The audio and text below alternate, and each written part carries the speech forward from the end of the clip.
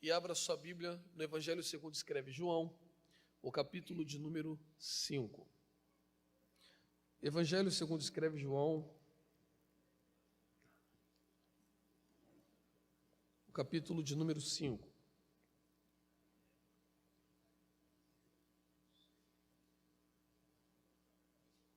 Os irmãos encontraram? Digam amém.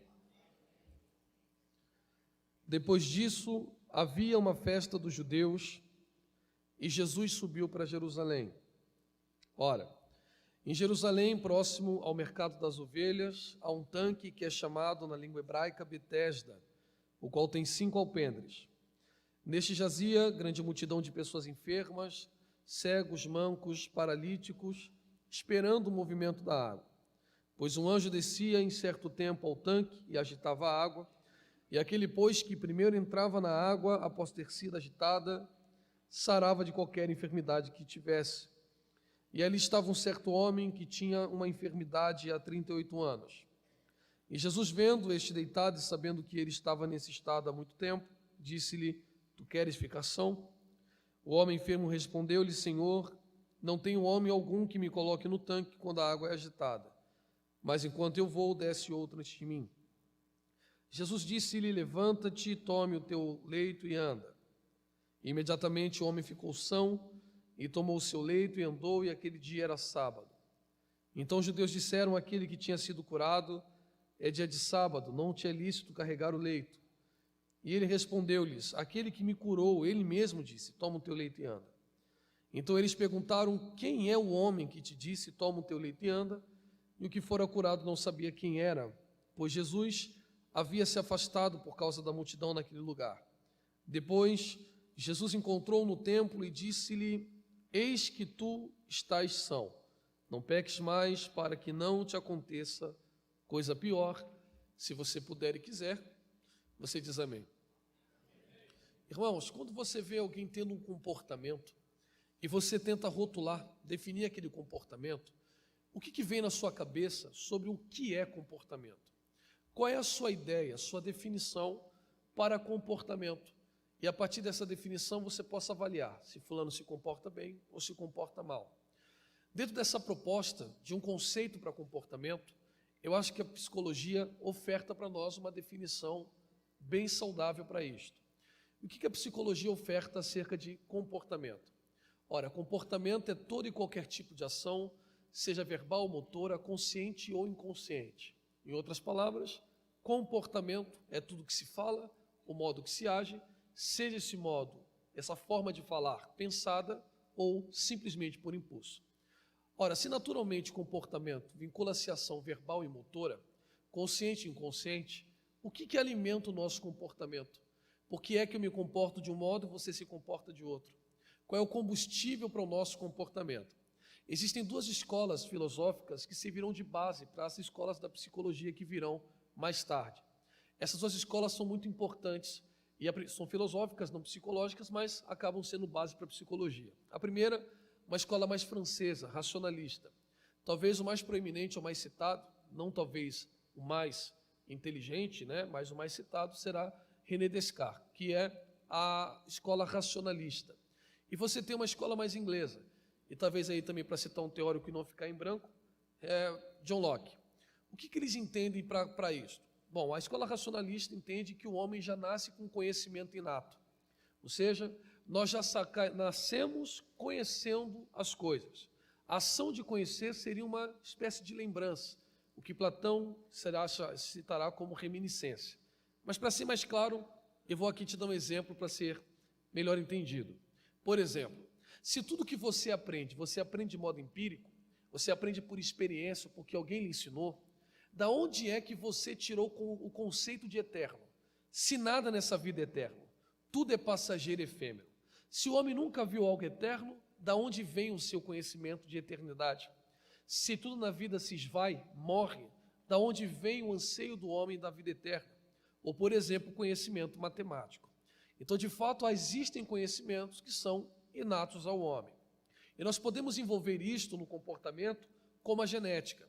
Então, quando o Bernardo nasceu, há uma descarga genética no Bernardo. Claro que o Bernardo não é uma extensão minha, Mas muitas coisas que estão em mim ou na mãe dele, você verá refletindo no Bernardo. Então existe muito do Bernardo que é do próprio Bernardo e que não será constituído conforme o tempo está passando. Existe uma escola que rivaliza com ela, como eu disse, é empirista. E a escola empírica diz, olha, isso não é conversa fiada, ninguém nasce conhecendo coisa nenhuma. Como diz John Locke, nós somos uma lousa branca. E tudo que vai sendo escrito em mim, enquanto ser social, é constituído com o tempo. Então o pastor Carlos é uma metamorfose. Eu vou crescendo, vou me envolvendo, as experiências que vou adquirindo, as decisões que vou tomando, são um conglomerado que vão constituindo o meu ser. E aí eu vou me tornando essa pessoa conforme o tempo vai passando. Semelhantemente, a antropologia cultural oferta um padrão para isso chamado de endoculturação, que é o processo de absorção de cultura dado em 3 etapas: na infância, a maturidade e na fase idosa. Então, o que você é, na verdade, é o reflexo da família que você está, dos pais que você tem, das decisões que você toma, da vida que você tem e assim sucessivamente. Hoje em dia, ou provavelmente na modernidade tardia, fundiu-se as 2 escolas, tanto racionalista como empírico. E aí você tem essa mescla. Claro que você é também genética, mas boa parte do que você é constituído fora de você. E a psicologia chama de síntese, popularizou-se como consciência. Então a síntese é formada fora do indivíduo, não dentro do indivíduo. Quem está comigo, diga amém, por favor, irmãos. Nós chegaremos lá, ok? Então, se a síntese ou a consciência é formada fora do indivíduo, a Assembleia de Deus em Balneário tem um grande problema aqui para ser resolvido. Qual é o problema que você tem que se resolver aqui na Assembleia de Deus Balneário Camboriú? Bom, problema cultural. O cristianismo, e eu dizia isso para o Douglas, o cristianismo, tanto o islamismo e o judaísmo, é uma religião pautada em um tripé: religião, religiosidade e espiritualidade. Irmãos, senso popular não serve para nada. Para que você possa argumentar sobre alguma coisa, você precisa de um senso teórico, né, acadêmico. O senso popular não cabe, porque no senso popular, religiosidade está sobre extremista, sobre fanático. Isso não tem nada a ver com religiosidade. A religião é instituição enquanto igreja. Então nós chamamos de religião aquilo que se constitui com um Deus, com um credo, liturgia, dogmas, sacerdotes e etc. Então a Assembleia de Deus é uma religião. Dentro da Assembleia de Deus você tem componentes. Esses componentes, que somos nós, somos religiosos, porque o cristianismo é chamada de religião do livro. E por que religião do livro? Porque o que nós entendemos sobre Deus não está sobre o que sentimos ou o que achamos ser Deus. Está pautado, perdão, irmãos, nas Sagradas Escrituras. E chamamos isso aqui de cânone. E a palavra cânone significa um instrumento de tirar medidas. Toda medida da vida de um cristão tem que ser pautada aqui. Se você vai para uma igreja que a base não é bíblica, pode ser qualquer coisa, menos cristianismo. O cristianismo é somente as Escrituras. Então, se você pratica o que aqui está escrito, ou que lhe é ensinado na Assembleia de Deus, você é um religioso. E a espiritualidade é a crença ou a certeza de que a vida física é regida por uma vida metafísica. E a palavra meta é além, física fica muito nítida. Então, existe uma vida além do físico que rege a nossa e nos submetemos a ela através das Sagradas Escrituras, da qual tiramos as medidas das nossas vidas. Então nós temos um confronto o tempo inteiro entre a Assembleia de Deus de Balneário e Balneário Camboriú. Qual é o confronto? Se a minha consciência ou síntese é formada fora de mim e ela tem influência direta no meu comportamento, na forma que eu falo, na forma que eu penso, na forma que eu estou agindo, significa que nós temos um confronto o tempo inteiro e um confronto desleal. Por que confronto desleal? Pastor, quantos cultos tem aqui na semana? 5 cultos, mas a frequência maior é sempre aos domingos, né? Na semana tem um culto que é bastante preenchido. Terça e quinta, vamos lá, 3 cultos na semana, 2 horas de duração, 1 hora de mensagem. Então o pastor tem 3 horas por semana. Quantas horas, irmãos? Por semana, num dia constituído de 24. Quando acaba o culto, você sai para Balneário e Balneário te engole pela cultura. Lembrando que cultura vem do latim colere, que significa cultivar. Então, quando você sai daqui, existe um cultivo natural daquilo que Balneário te oferta, a fim de que você seja um ser sociável. Então, Balneário pensa a família de uma forma que nós não pensamos. Balneário se veste de uma forma que nós não nos vestimos. Balneário bebe de uma forma que nós não bebemos. Balneário sorri de coisas que talvez nós não sorriremos. Balneário constitui ou cria os filhos de uma forma que nós não criaremos. Então, eles vivem a vida sobre uma égide que nós não vivemos. Qual é a égide que nós vivemos aqui? Qual é o pensamento que nós temos aqui? Criacionismo. Eu vou fazer uma pergunta ridícula, mas eu gostaria que você me respondesse. Quantos creem aqui que Deus existe? Levante a mão, por favor. Quantos creem? Pergunta que beira o ridículo. Eu vou usar um exemplo que tem em Goiás, Samuel, mas que cabe aqui com uma luva. Eu gosto muito desse exemplo porque ele fica muito claro. O que é conversão, pastor Carlos? Conversão não é andar de terra. Terra não qualquer um pode comprar. Conversão não é carregar Bíblia, porque Bíblia é o livro mais vendido do mundo. Em qualquer lugar você compra uma. Conversão é a morte do eu. E diz a Bíblia Sagrada, não vivo mais eu, mas Cristo vive em mim. Então, quando é que eu sei que alguém é convertido? Quando ele deixa de viver para que Deus passe a viver nele. Então, morto não tem vontade, morto não tem desejo, morto não tem meta, morto não sonha. Então, quando eu paro de viver e digo que Deus vive em mim, de fato a conversão é efetuada. Como você disse que crê que Deus existe, farei mais uma pergunta. E gostaria que você me respondesse por didática. O que é isso aqui, irmãos? Muita boca, pouca voz. O que é isso aqui, irmãos? Microfone. Bom, você respondeu errado. Eu não perguntei o nome, eu perguntei o que é isto. Quando você diz microfone, você define objeto. Quando eu pergunto o que é isso, eu estou dizendo para que é que isso existe. Há uma larga diferença, porque na cabeça do ser humano, tudo aquilo que existe precisa existir para um sentido. Eu vou te dar um exemplo. Microfone não nasceu do nada. Microfone não é choque de molécula e nem produto de algum primato, alguma espécie de homem primitivo. Não é nada disso. Alguém criou o microfone. Sim ou não? Quem cria determina a natureza do objeto criado. Então, quem criou o microfone, criou para um propósito. Então, quem cria, determina a natureza do objeto criado. Então, quem criou isso aqui, disse assim, ó, microfone, você nasceu para captar voz. Você não nasceu para amplificar.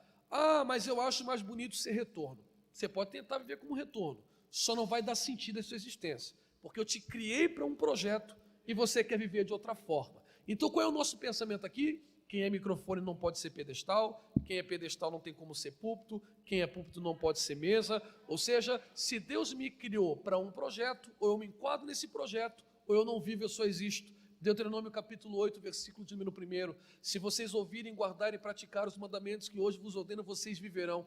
Princípio de obediência a Deus não é ser abençoado, irmão. Ou você obedece a Deus para viver, ou você desobedece e vai ser um microfone tentando ser retorno. Você vai viver de uma forma, mas o efeito da sua vida não fará o menor sentido.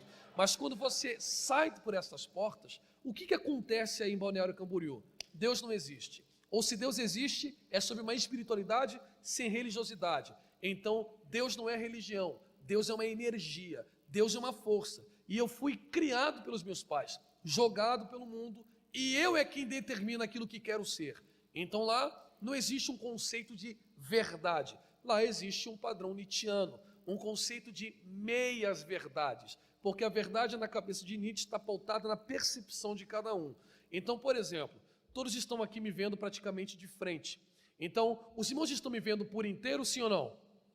Não, só está me vendo pela frente. As minhas costas vocês não estão vendo. Então significa que você me define por uma parte, não por completo. Então Nietzsche começa a dizer o seguinte: não existem verdades subjetivas, porque cada um enxerga a vida de um ângulo diferente. Não tem macho, não tem fêmea, não tem homem, não tem mulher, não tem proibições. O único limite que você tem que ter é o respeito pela liberdade do outro. De resto, você quer ser crente, seja você quer ser ímpio, seja você quer fumar, fume você quer cheirar, cheire você. E no livro escrito chamado Crepúsculo dos Ídolos, ele diz categoricamente: é ridículo o homem que diz ao outro o que o outro deve fazer. O que Nietzsche está dizendo é: viva a sua vida e deixe a vida dos outros em paz, porque nós estamos trazendo à baila o hedonismo. E o que é o hedonismo? A palavra hedonismo vem da palavra hedonê, que significa prazer. Então, quando você vai para a sua faculdade, vai para as ruas de Balneário Camboriú, você vai, por exemplo, para o Rio de Janeiro, o que você vê?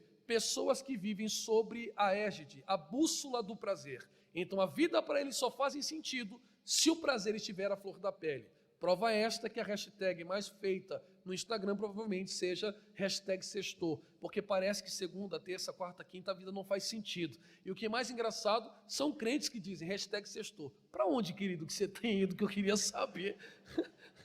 Hashtag sextou para onde, ok, bonito? Não é? Então, eles têm hashtag sextou porque só o prazer, a flor da pele, é que a vida fará sentido. Mas aqui nós pregamos, você precisa morrer para viver. Lá eles pregam, você precisa viver intensamente para que a sua vida tenha sentido. Tá, e se eu ouvir mais de balneário, pastor? Porque balneário grita 24 horas. O pastor só fala 3 horas na semana comigo. E se eu resolver ouvir mais balneário do que ouvir a Assembleia de Deus? Você será o paralítico do tanque de Betesda.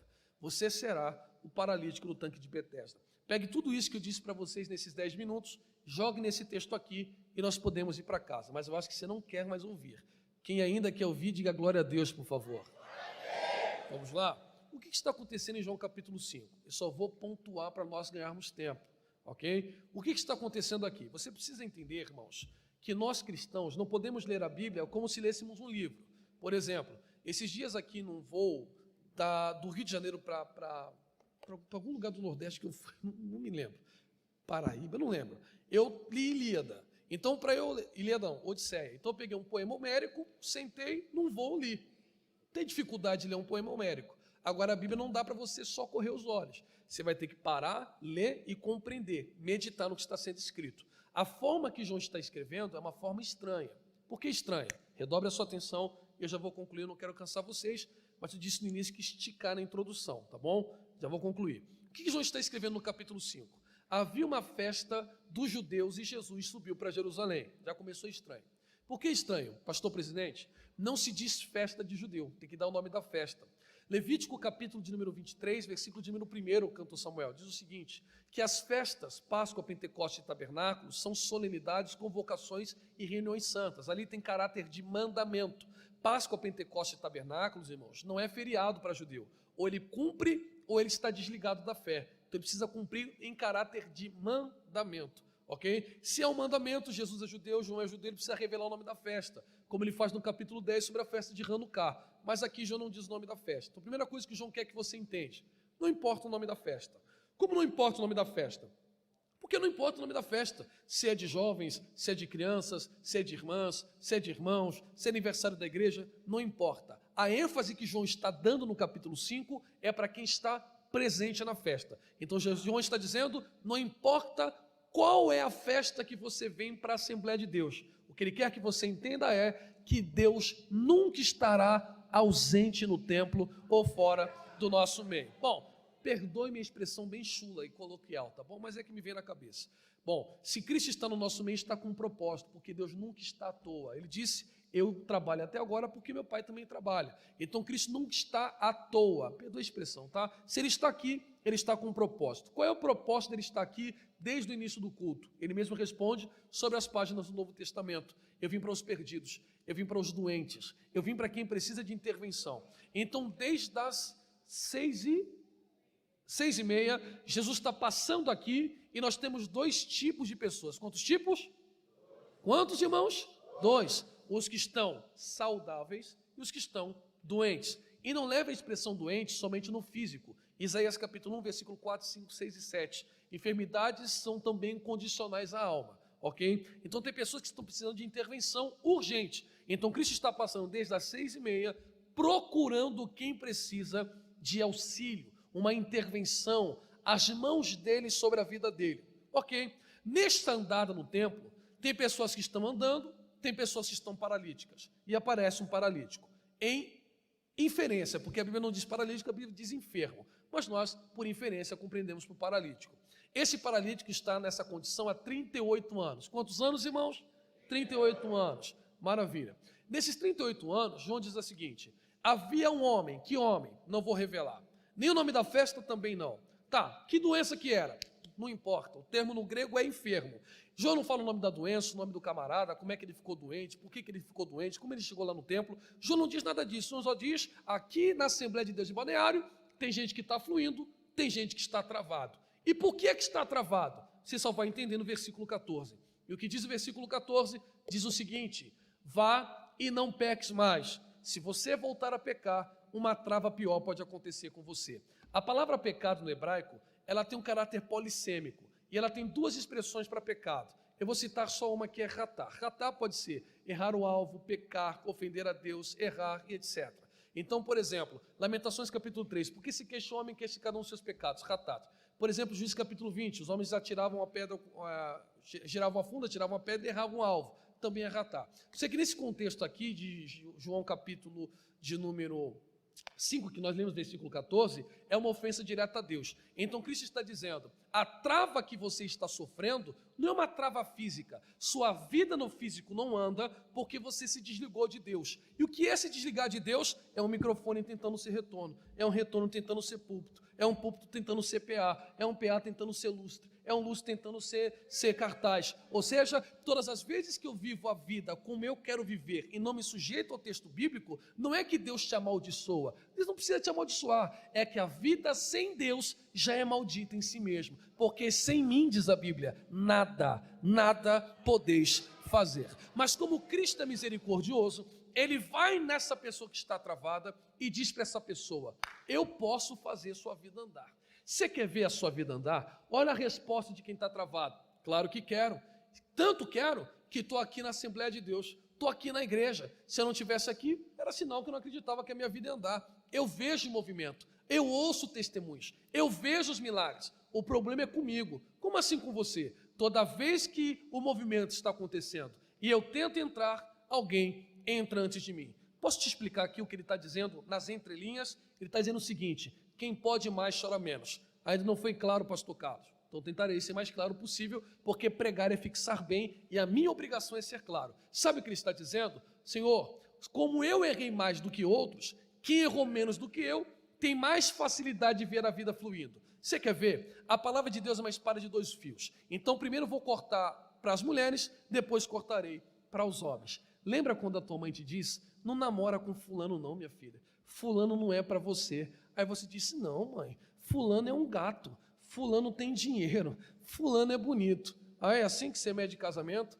Casamento não é assim. Fulano não respeita a mãe, fulano não para emprego, fulano nunca leu o gibi, se mandar fazer uma redação, não acerta uma vírgula. Quem dirá aí, verbo, conjugar verbo. Se mandar achar o sujeito, ele acha que o sujeito é uma pessoa física. Para quem teve oportunidade, não respeita a mãe, acorda meio-dia, não sabe o que é ler, não sabe o que é estudar, não leva a sério a vida, ok? Você acha que esse camarada iria te levar a sério? Bem feito. Você, ao invés de dobrar o joelho e se sujeitar a Deus, você se sujeitou aos seus desejos. Por isso, ele vem na frente para a igreja, você vem atrás, não pega na sua mão, não conversa com você, não te elogia, não te coloca num pedestal, porque você travou a sua vida. Não estou advogando para o diabo, mas eu preciso ser sensato. Nem sempre é o diabo que te trava, mas as suas decisões de tentar ser no microfone, viver como um retorno, é que a sua vida vai travando. Você não quer mais não, você está ficando chateado. Quem quer ouvir ainda, diga glória a Deus, irmãos. E nós homens, você acha que você escapava? Não? Nós não casamos com virtudes, nós casamos com curvas, ok?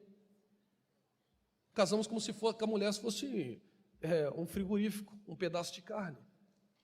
Olha, desculpe te avisar, mas casamento não é bem assim. Ah, pastor, mas era um violão. Daqui a pouco ela vira um banjo. Você pode ficar tranquilo que ela vai virar um banjo. O que eu estou dizendo para você é que essa mulher que você casou, você não casou para ficar. Não é ficada. Casamento é cumplicidade, parceria, unidade, amor, companheirismo, ok? E essa moça que você casou, não sabe o que é dobrar joelho.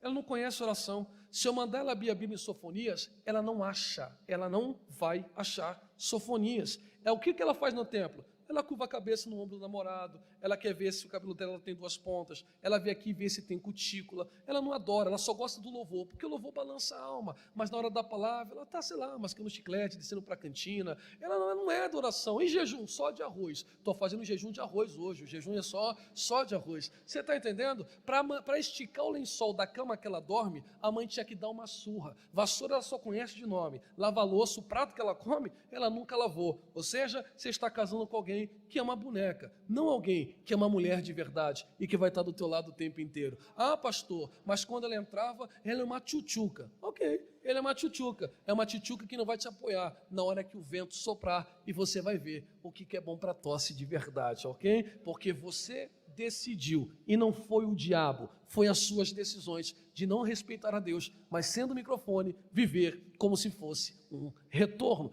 Quem é que quer ser rico? Levante a mão, por favor. Ah, irmão, sem hipocrisia, em nome de Jesus. Quem quer ser rico, levante a mão. Que susto. Eu falei, não vou tomar ceia esse mês, eu estou em pecado. Eu estou em pecado. Nós não somos franciscanos, ok? Dinheiro é bom. Amar o dinheiro é que é o problema. Amar o dinheiro é que é o problema, ok? Irmãos, só que, lembra quando teu pai te disse? Estuda. Estuda. Eu acho um absurdo jovens que estão na faculdade e não conseguem gabaritar. Querido, estou na segunda. Vou fazer 35 anos. É que eu tenho cara de novinho, eu sou um gato. Invejosas. Mas aí tudo bem. Eu tiro 10 em tudo. Sou pai, marido, pastor, pregador, viajo. Consigo tirar 10. Você que tem conta paga, não consegue?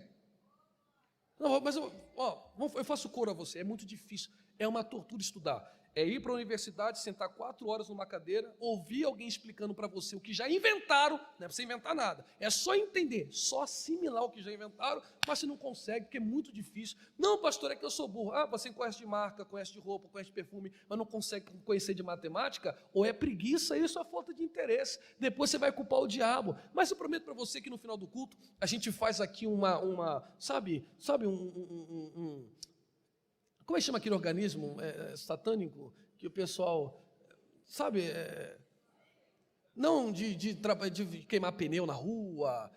A gente faz um protesto, tá bom? A gente se veste de vermelho, eu corto esse dedo aqui e a gente vai protestar contra os estudos, ok? E aí a gente culpa o governo, culpa o diabo e a vida fica mais fácil. Então o que ele está dizendo para Cristo? Eu até quero mudar de vida, mas não há ninguém que me abra oportunidade. Quando Cristo olha para ele, Cristo olha e diz o seguinte: eu sou a sua oportunidade de você sair daqui destravado.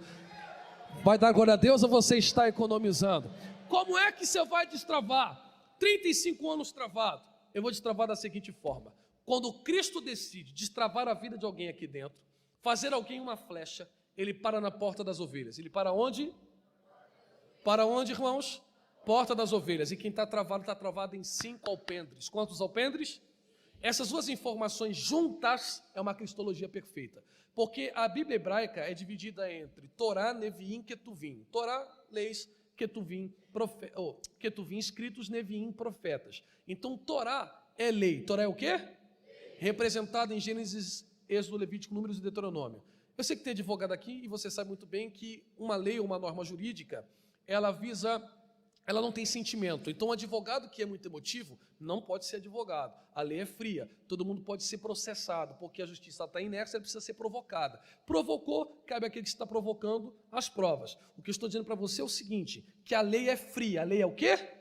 O que a lei está dizendo para o paralítico? Bem feito. Teu casamento não vai andar, tu casou com beleza, não casou com virtude, bem feito. Sua vida amorosa não vai andar, você casou com dinheiro, você não casou com marido, bem feito. Sua vida não vai andar, você não estudou, ficou levando a vida de brincadeira, bem feito. Sua vida não vai andar, você nasceu para ser microfone e nasceu e agora está tentando se comportar como um retorno, está aí o pagamento da forma que você quer andar. A vida não tem mais jeito, a vida não tem mais jeito porque a lei, ela pune ou a lei, ela absolve. Ou ela pune ou ela absolve, a não ser que você seja político. Aí se você for político, aí tem até um chorinho para você, principalmente se você for de esquerda. Aí você consegue roubar e ser absolvido. Mas como eu não vim falar do diabo e nem tomar facada, eu prometo para você que vou pular esse assunto. O que eu estou dizendo para você é que a vida está dizendo para quem está travado: bem feito, não tem mais jeito, não tem mais jeito. Mas aquele que diz que dá jeito, para na porta das ovelhas. A porta das ovelhas é a porta que conduz as ovelhas para o sacrifício,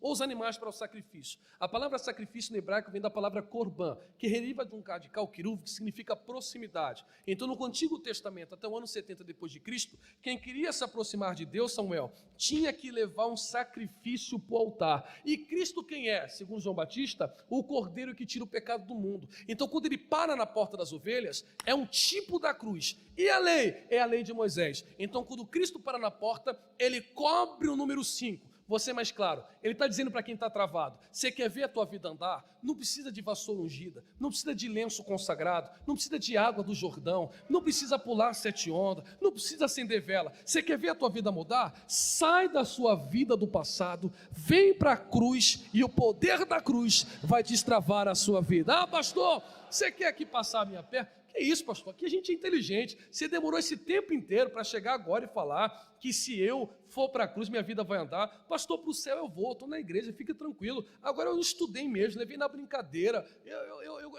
No pecado, eu curti o pecado mesmo, me esbaldei na carnalidade. Você vai dizer que minha vida vai andar, mas não sou eu que estou dizendo, é a Bíblia. Você quer ver? Pois se o meu povo, que se chama pelo meu nome, se humilhar e orar, e se converter dos seus maus caminhos, eu, Senhor, ouvirei dos céus, perdoarei seu pecado e sararei a sua terra. E eu concluo agora, pegue tudo o que eu te disse e joga nesse versículo da oração de Salomão. Como? O que é comportamento? Comportamento é todo tipo de ação verbal, motora, consciente e inconsciente, alimentado pela genética e pela cultura, e a cultura influencia na síntese, porque a cultura vem do latim cultivar, o colere, ou seja, aqui dentro uma cultura, lá fora outra cultura. E se eu vir a cultura de lá, eu seria um microfone tentando ser retorno, um retorno tentando ser pedestal, um pedestal tentando ser bateria. E quando eu fujo da natureza de Deus, eu quebro o Deuteronômio no capítulo de número 8, versículo de número 1. Fugi da vontade de Deus, parei de viver, continuei existindo. Eu sou uma pessoa que estou dando com a cara na parede, não por causa do diabo, mas porque a Bíblia já alerta: há caminhos para o homem que parecem ser de vida, mas no final é de...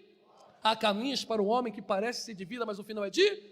Então quem entrou aqui essa noite e está afastado e não conhece Jesus, nem queria saber o nome da festa. Quem evangelizou disse: vamos lá, está tendo um movimento nas águas, que quem entra nesse movimento vai sair transformado para a glória do nome de Jesus. Então desde as 6h30, Jesus que está andando no templo, através dos louvores, da palavra, está batendo na porta do coração dessa pessoa e está dizendo: deixa eu andar, deixa eu entrar, que eu vou colocar 2 asas nas suas costas e você vai voar em Balneário Camboriú. E o que essa pessoa diz? Agora a minha ficha caiu, eu entendi, Senhor, que os meus desejos me enforcam, que os meus desejos me matam, porque do que se queixará o homem a não ser dos seus próprios pecados. A minha ficha caiu. Dá para o Senhor perdoar meu pecado? Se o meu povo que se chama pelo meu nome se humilhar e orar e se converter dos seus maus caminhos, eu ouvirei. Só que Deus nunca dá na medida. Quem está orando para perdão de pecado. Quem está recebendo mais do que pediu, porque Ele diz: eu perdoo e saro a terra, porque Deus nunca tem nada na medida, Ele sempre tem infinitamente muito mais além daquilo que pedimos ou pensamos.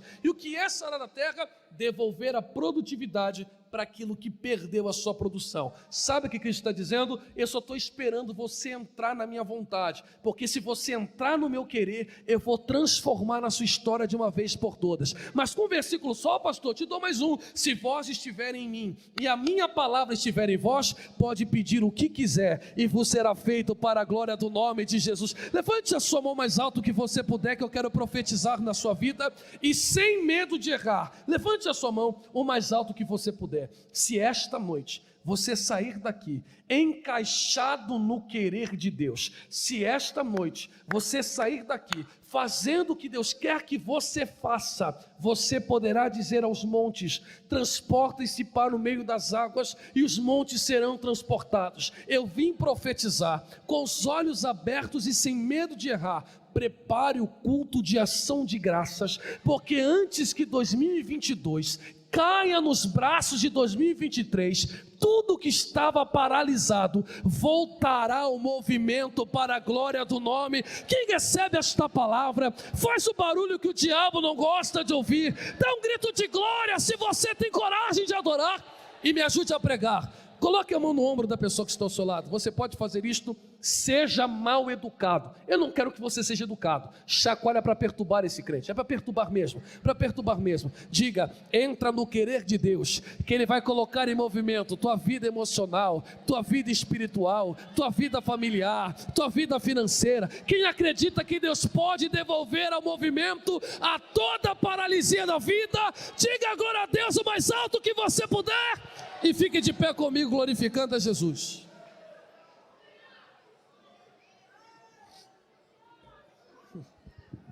Feche seus olhos, por favor. Feche seus olhos. Entrega o teu caminho ao Senhor. Eu estou sentindo a presença do Espírito Santo de Deus. Entrega o teu caminho ao Senhor, confia nele. Deus só está esperando você entregar tudo. Tudo. Deus não trabalha com sociedade. Ou Ele é o dono da sua vida, ou Ele não coloca a mão. Mas se esta noite você entrar no querer dEle, tudo que estava parado vai entrar em movimento para a glória do nosso Senhor. Tem alguém vivo para dar glória a Deus e acreditar no que está sendo pregado? Feche seus olhos aí. Eu quero orar junto com você. Eu não estou dizendo que você está em pecado, porque nós assembleanos temos esse mal, de achar que tudo é pecado, fornicação, é um negócio horroroso, ok? Eu estou dizendo que você está botando a mão onde Deus disse para você não botar. Você não confiou que Ele ia cuidar dos seus filhos? Ele vai cuidar dos seus filhos. Você não disse que era para Ele cuidar da sua empresa? Ele vai cuidar da sua empresa. Você não disse que a sua chamada era dele? Não era sua? É Ele quem vai acender essa chamada. Há algo de Deus sendo revelado aqui no nosso meio, irmãos. Pastor Carlos, eu reconheço, tem áreas na minha vida que estão travadas, porque eu não orei antes, porque eu decidi no impulso, porque eu achei que era certo. Eu fui como Ló, eu orei as Campinas, mas eu não vi Sodoma. Mas hoje a minha ficha caiu, graças a Deus, porque Deus está dizendo: eu pego tudo que está paralisado e devolvo o movimento para te dar vitória. Se essa palavra rápida falou com você, sai do seu lugar, vem aqui para frente, eu quero orar com você. Vem, eu quero orar com você. Vem, eu não quero saber qual é a área, eu quero que você saia, eu quero que você tome uma decisão. Não entendo. Vem. O meu próprio agir. Vem mesmo.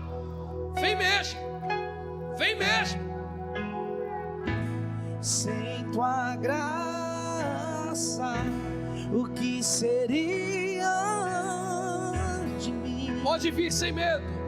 Venha sem medo, porque Ele está dizendo: tome a tua leito e anda.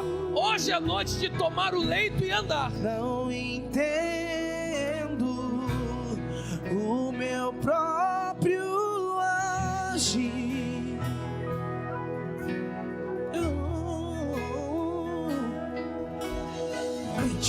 Sem tua graça, o que seria? Nós já iremos orar. Deixa o Samuel cantar. De mim, Deus. Há algo sobre esse louvor. Louve, cante.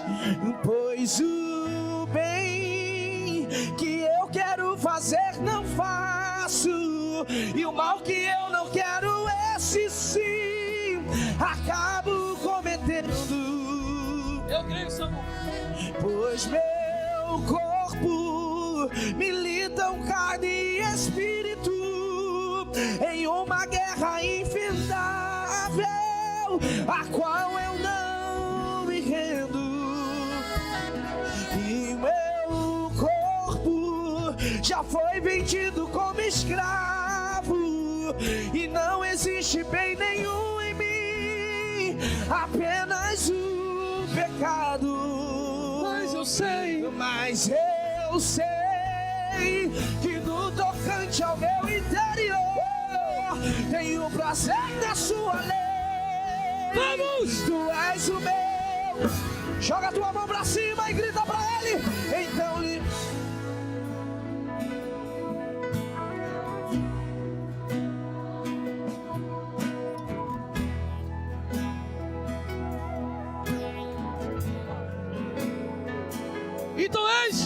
Então enche-me de ti, até que não haja mais espaço. Isso! Pois quando estou em tua presença, o meu viver é transformado.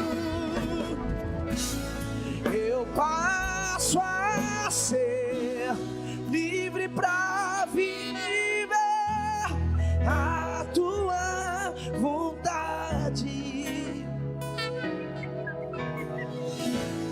Ao te conhecer, todo o meu ser se enche de bondade.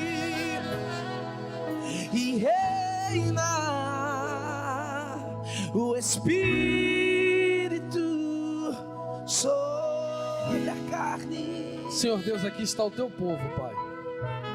Aqui estão os teus filhos e eu me incluo no meio deles, porque há áreas da minha vida que estão paralisadas por decisões que eu tomei sem pensar, sem orar, sem te consultar primeiro, Pai.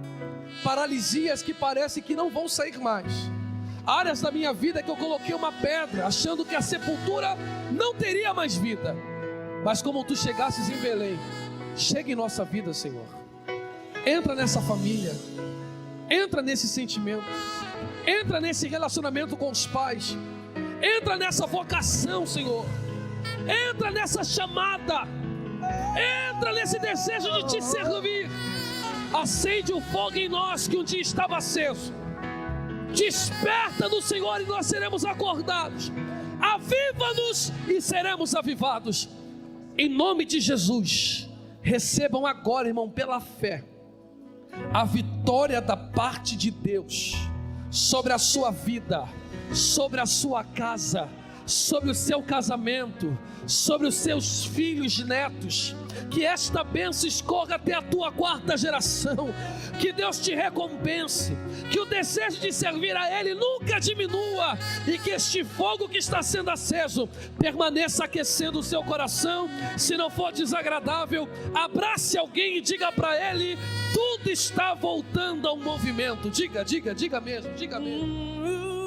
Tudo está voltando ao movimento. Fiel tu és, Senhor, a mim. Deus tem poder de recuperar a sua vida. Fiel todo o poder. És, Senhor, a mim. Do nascer do sol ao anoitecer eu te louvarei. Declare com o irmão Samuel. Fiel tu és, Senhor. Levante as suas mãos e canta mais uma vez. Fiel, vamos. Fiel tu és, Senhor, a mim.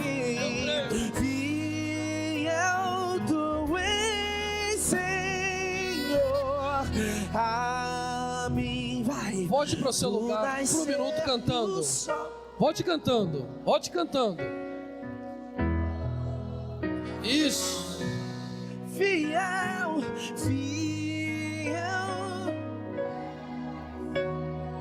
Maravilha.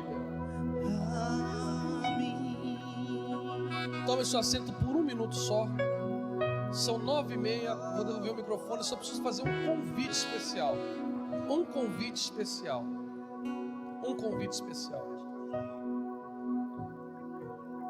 Posso? Você me permite, Samuel, usar o seu tecladista? Só um minutinho? Dá um maior para mim, mano. Todo ser que vive, louve o nome do Senhor. Toda criatura se derrame aos seus pés. Ao som da sua voz, o universo se desfaz. Não há outro nome comparado ao grande eu sou. Cante. E mesmo sendo pó, com tudo que há em mim, que céus e terra passarão, mas o teu nome todo joelho dobrará ao ouvir teu nome. Todo ser confessará.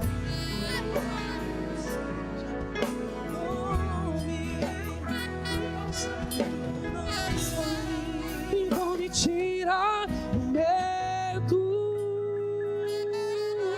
que me faz dizer: Moisés, suba você está tímido, e me faz entender isso.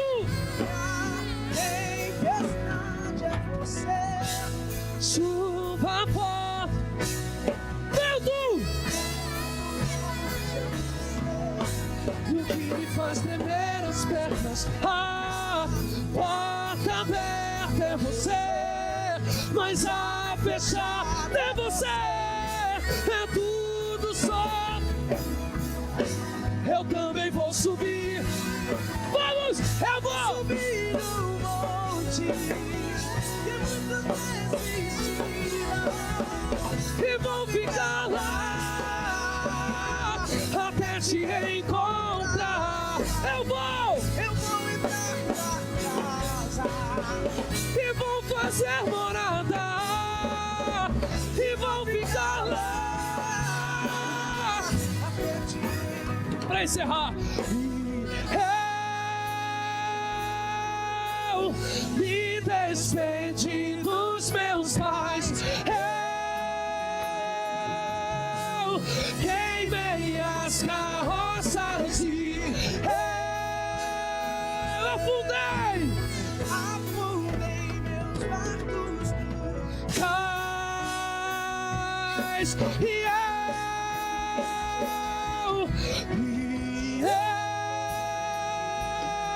eu me despedi dos meus pais. Eu queimei as carroças e eu afundei meus barcos para fazer um apelo. Pra onde eu irei se eu não tenho pra onde voltar? Só tenho você, Deus. palavras de vida eterna. Pra onde eu irei Se eu não tenho pra onde voltar, só tenho você. Ó, eu não vim aqui te oprimir, ser mal educado. Eu não vim aqui te afligir. Eu vim aqui lhe apresentar a cura, a salvação. Não porque a tenho, não. O dono diz: dai de graça o que recebeu de graça, salvação. Anunciai meu evangelho a toda criatura. Para a sua vida voltar ao movimento é de graça, porque pela graça sois salvos mediante a fé. Isso não vem de vós, é dom de Deus. E não penses tu que é você que vem a Ele. Desde as 6:30 Ele está batendo no seu coração. É Ele quem foi a você. Ele está com as mãos estendidas dizendo: me dá a sua mão para eu te fazer andar. Estou sentindo uma presença do Espírito de Deus. Entrega a tua vida a mim, que eu quero fazer a sua vida andar. Aonde está a primeira vida que está afastada e precisa urgentemente voltar para Jesus? Um sinal com a tua mão. Alguém vai pegar na tua mão. Você não vai ficar sozinho não, você vale muito. Nós queremos orar com você, orar por você e junto com você.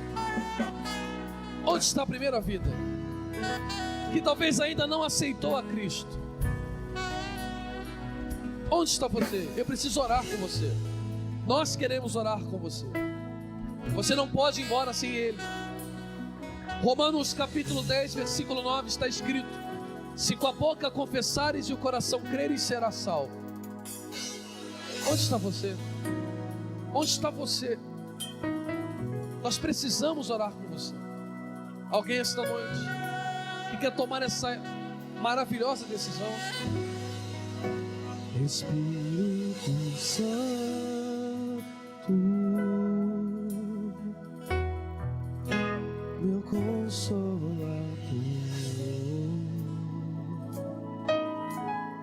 Onde está você? Espírito Santo, sabes quem eu sou. Vem para Jesus. E mesmo assim,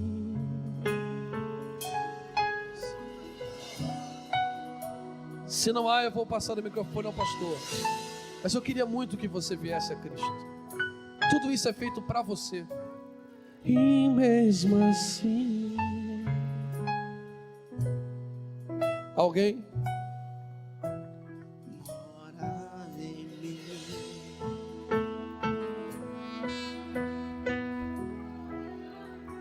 Tu és santo.